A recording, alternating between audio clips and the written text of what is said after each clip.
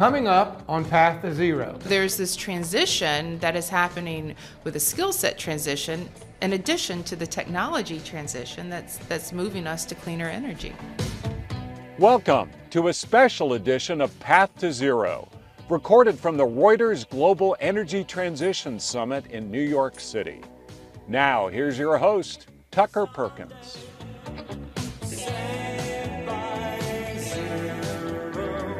One of the great things about doing some episodes here at the Reuters Global Energy Transition Summit in New York is getting to meet some of the corporate leaders attending this event who are playing a key role in decarbonizing industry around the world. We're pleased to welcome one of those leaders. Karen Baumer is the Chief Commercial Officer for the Energy Industries Division at ABB, the Swiss multinational company focused on electrification and automation technology. Karen, thanks for stopping by and welcome to Path to Zero. Thanks, Tucker. I'm happy to be here. I think most of our listeners are going to know all about ABB, but for those who don't, tell us about your company and kind of what you're doing maybe in New York and how you're helping some of the world's largest companies with the energy transition. Sure. So ABB's been around for 140 years. We have many technologies. I'm specifically representing the energy industry where we automate, electrify, and digitize some of the world's largest industries. And we're here in New York for the Reuters Energy event. That's awesome. Let's talk a little bit about digitalization. It's kind of a tough word sometimes. What does that really mean as we think about the energy transition? So all of our lives are affected by digitalization. We know it in our personal life, and somehow over the course of the last few years, we've kept it in the personal life and not necessarily in the professional life. And what we're doing at ABB is actually applying digital technologies to predict and maintain certain industries that produce hard-to-abate atmospheric elements. And so using things like a digital twin to be predictive so you can take action before something ever happens actually is helping decarbonization because the carbons are never released. You can also apply digital technology for maintenance, so making sure that all of the equipment and the processes are running properly and actually avoiding emissions.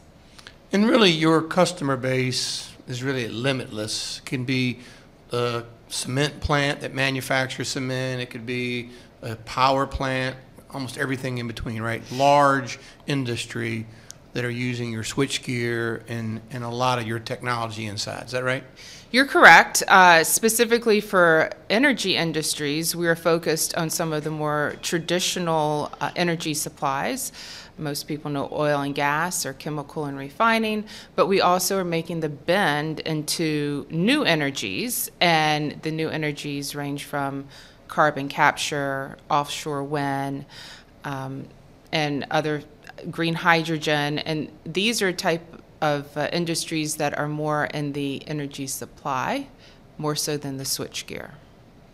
And as we think about the energy transition and narrowly define it as cutting carbon emissions, how significant can digitalization be?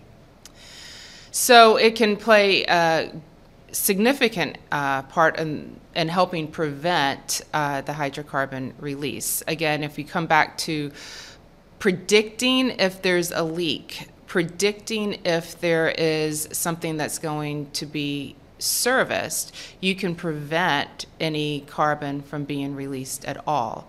These are things that are not possible without digital technologies. We've all been in situations where something breaks or a line goes down or a process is broken, and it can take hours, days, weeks to repair. And in that time frame, there are things that productivity is lost, energy supply is compromised.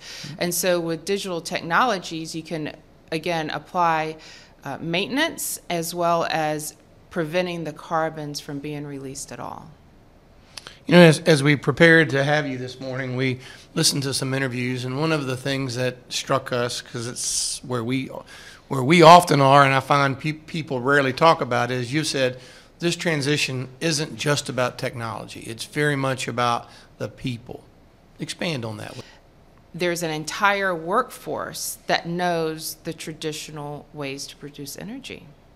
And whether it's digitization or some other technologies that are being introduced through partnerships, the skill set needs to change. And I thought in yesterday's panel, I thought one of the panelists did a great job saying, hey, we have to look at our workforce, and it's not about upskilling, it's about skill changing. We have to change the skills from traditional into energy transition technology skill set. And so the technology is one thing, but if you don't have the workers that know how to apply the technology to produce energy, then you never make the bend. And so you tie that into the different stages around the world that energy transition is taking place. It's not a one-size-fits-all. So I believe that over time, there are going to be skill sets that develop in the energy transition in some pockets of the world that will be inspiration to bring that skill set to another pocket of the world. And over time, this evolution happens. It's not a light switch. It's not going to happen immediately. It's going to probably take decades, but there's a bit of a fear at times to hold on to the past because that's what people know, and those are the skill sets people know, when in fact people coming into the workforce are bringing a whole new set of skill sets, but they don't know the industry. And so there's this transition that is happening with a skill set transition in addition to the technology transition that's moving us to cleaner energy. Yeah, and man, you just touched on 2 or 3 things I want to come back to, but for sure, the technology aids in so many ways the people as they get up to speed faster. I mean, I see that in how we train or educate, and then to your point, some of the predictive tools get you so much faster. At least as we think around the world, we're all in such different places. I was actually talking with someone in Africa, and they said, a really interesting statement to me, give us an opportunity to carbonize before we even think about decarbonizing.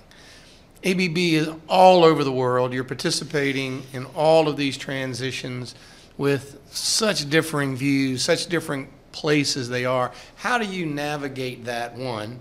And then from that observation, do you have, is there a stellar place where you love the way this transformation is unfolding? So the navigation around the world is a difficult question, which is a difficult way to answer. The way different countries are going to go through the energy transition is not a one-size-fits-all. There are some countries, some regions, the sub-Saharan region that you mentioned, they don't have the infrastructure that we have. So there could be a quicker transition to renewables there because they don't have the infrastructure that some of the more developed countries have. There's also different thoughts on how to decarbonize. In some regions, there is a focus on limiting demand. And so if you limit demand, that cuts down on supply. And so you see that as you travel all over the world. Certain hotels here in New York might shut off the AC when you're not there in the room. Well, that is limiting the demand, so the supply isn't needed. However, there are other parts of the world where they say, keep the demand there, we're just going to take the carbons out of the atmosphere, or we're never going to release the carbons to begin with. And so as you look at the different ways, there's no single answer. They're all good. And it's just what can different countries or different regions do to implement decarbonization faster? Love those themes. Numbers of solutions, not one. We call that a wide path. And then the theme for me for the last year, and will be, I think, forever, is act now, right? Let's stop waiting for the shiny object. Let's take baby steps if needed, or even giant steps if available, but let's act now. Acting now is like putting money in the bank now. It accrues interest. It cuts carbon every day. So I don't think you should be interviewing me. You just answered the question beautifully. No, but it is fascinating to see, and I study Europe intensely, as really these decisions affect GDP and economies. But then to your point, you talk with people in Africa, and Africa is very different if you're in the south of Africa versus the north of Africa, but still very different than we look at it. Go to Japan, fundamentally different uses, really. Mm-hmm. So it is interesting, and I think if you're trying to execute on a worldwide scale, as y'all are, it's a very different world. Right, and I think you'll hear it from ABB Energy Industries quite often. Progress is what matters, not perfection. Yeah. We got to continue to make progress. Money in the bank. Yeah, we always say perfect is the enemy of good. That's right. Same thing. One thing that I is kind of researching a little bit about ABB is y'all are making some moves in carbon capture. I was a little bit surprised to see that. Talk to me about ABB's involvement in carbon capture, and it's carbon capture and storage more than anything else, right? Correct. So we've made quite a bit of progress, and we haven't done it alone.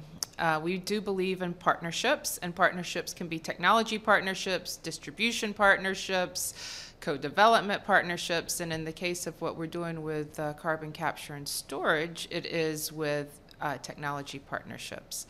And so ABB is delivering the solution. It's a digital twin solution that is really looking to understand where there could be carbon emissions, capture them, and pump them right back down into the earth. So never actually letting the carbons escape. And this is from offshore all the way to onshore, and being predictive. I've used that word quite a few times, but if you can predict when the carbons are going to be released, you can capture them. And if we think about energy transition, yes, carbon capture is still addressing fossil fuels, but it is making that bend. It's an enabling technology to get to low carbon technology, and it's actually looking at addressing some of the biggest concerns with energy transition, which is supply, affordability, and security. We know that if we can continue some of our processes and traditional processes and capture the carbon and not release it, pump it back into the earth, that's one solution that can continue that supply affordably, while the work with renewables or battery storage or small modular nuclear, that those efforts continue in parallel. Yeah, fascinating. I didn't realize until I started studying a little bit that y'all were involved in that. And I think that's one of the technologies, I believe, not even really in the first inning of the baseball game. I mean, maybe still in the warm-up periods, that we're gonna think so differently about carbon capture and storage, using it. 20 years from now, we're gonna look back and laugh at what we did last year, I think. So it's good that y'all are involved in that. Tell me why you're here in New York. So in New York, we have the Reuters event focused on energy transition. And this is the first time ABB has participated. Oh, wow. And it's we viewed it as a great opportunity to hear from the experts that are on stage, share what their thoughts are. And so I attended yesterday the executive portion of the program, and it was really interesting to me to understand the disruptive technologies that are emerging. Everything's nascent right now. Mm-hmm. So understanding that, we've said it before, no idea is a bad idea. Let's pursue there. I found the session on what cities in the United States are doing and how they're trying to address clean energy in different ways. And so we're learning this year and also sharing and collaborating. We have several customers here, and we are placing the customer at the heart of everything we do. You asked a question a few minutes ago about this lumpiness, and it's a transformation, not a transition. That's so true, because we're also here to meet the customer, and we're committed to go on the journey with our customer. And so our customers are going through energy transition as well. They have infrastructure. They're moving forward with their own investments, but they need a partner. And we're going to take the journey with them as they move through energy transition. So attending events like the Reuters event actually puts the technology suppliers, the customers, the educators, the financial elements, all in the same room, learning at the same rate. And so there's a speed, an element of having a common starting point that is the result of being at events like this. I did an interview this morning earlier and was asked the question. I'm going to turn it to you and see, because that is fascinating, and I firmly believe my answer, but I want to see what you say. Are the energy companies, and I think the implication is generally the fossil fuel energy companies, are they really participating in this transition, or are they merely trying to protect their turf and their old ways of doing it? How would you answer that question? They're participating. That's exactly what I said. They see it, and it's not for self-interest to a degree. I think it's my comment. They are the only people of scale with access to capital, access to human talent, access to technology that can execute those solutions. Very well stated. You agree? I agree. And when you look at the trilemma again, the affordability, the security, and the supply, right now they understand the economics, the affordability of it, and can fund the technology that provides secure energy. Yeah. We have a little bit of fun on this show. We're going to do it now. Okay. We get, first thing we do is we take magic, and we're going to hand you a magic wand. Now, that magic wand has some rules. You can only use it one time for one thing in the next year that would have, in your view, the greatest impact on climate. How would you use that wand? I would use the wand to focus on education. I feel that in my time with ABB, I've learned a lot. I've learned things that I should have known. I should have known them as a child. I should have known them as an adult. And I think that there is a lack of education of what we as a society think about energy. We're addicted to energy. I have 2 monitors, 2 cell phones, and that's how I work. And every time I do a Google search or use AI, it is consuming energy. And I'm probably on the low end of energy consumption, but I think about what is that doing to energy supply. I look at things through a new lens now, and I think there's a whole population that doesn't quite understand this. And so I think with education, it would enable every human to do something towards progress, whether it's the simple steps of recycling or understanding what carbon emissions do and all this stuff. I tie it back to being 6 years old and learning about photosynthesis. There's a natural carbon cycle out there, and we have disrupted it. And so we can also fix it. So education is where I'd go. And education of consumers, of businesses. Everything. Educating across the span. Right. So, I mean, a lot of it comes down to science, maybe what you would learn in school, but I think there needs to be this extension because there are generations upon generations upon generations ahead of us that are going to have to continue the work that we're doing now. And I think there needs to be more of a focus on what clean energy is and how we're all responsible. Karen, it's a great use of your wand. Thank you. You are guest 100 and something, and it's so fun to go back and even in the past listen to how people use their wands. It's really fascinating. So I'm sure it is. Educating is a great answer. Thanks. Well, one more piece of fun, and I can't wait to hear how you're going to answer this. We like to plant a tree in honor of your time and the effort you've made to get here and be with us today. We tend to think about a national forest in America, but you get to first say where you'd like to have a tree planted. That one's quite easy for me. It's the national forest closest to where I grew up, and it's the Blue Ridge Parkway. I think it's a beautiful part of the southeastern United States.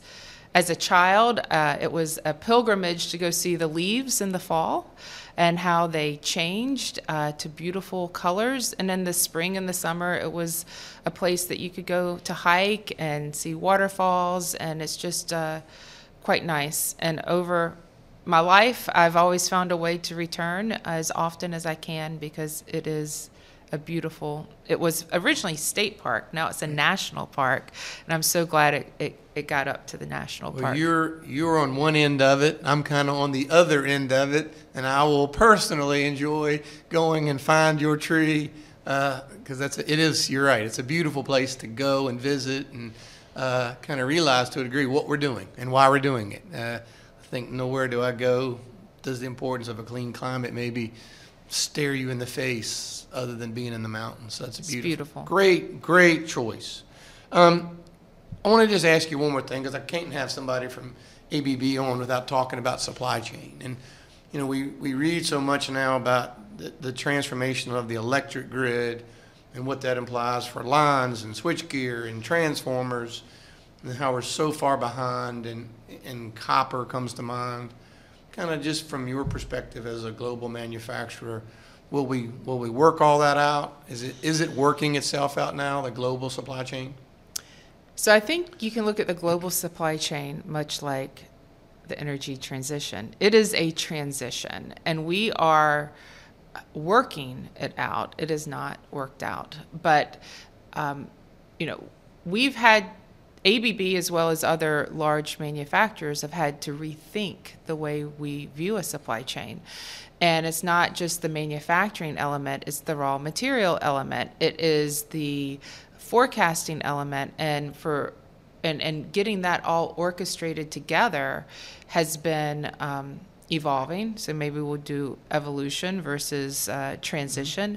But yes, it's going to find a way to work itself out with the transition of skill sets that I mentioned earlier. Oh, good.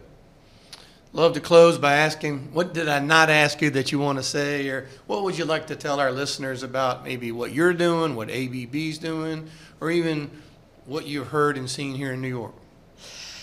So I would just add that there's a need to pull everything together. We've talked about technology, we've talked about skill sets, and those are great things that happen in a vacuum, but we have to come back to the customer. And sometimes it's easy to get hung up on what a technology can do. And one thing that ABB is doing, and this is how I'll close, is we are listening to the customer, because sometimes what they say they want is not what they need. And we need to help them on this journey to supply what they need in order to decarbonize and supply energy to all of people all over the world. Well said. Love that you took the time to come by and be with us early this morning. Love that you're here in New York for the first time at the conference, and I look forward to seeing you over the next couple of days. Thank you. Thank you so much for having me. Welcome to Path to Zero. Thank you for listening to a special edition of Path to Zero with Tucker Perkins. If you like what you've heard, subscribe and rate us on your favorite podcast app.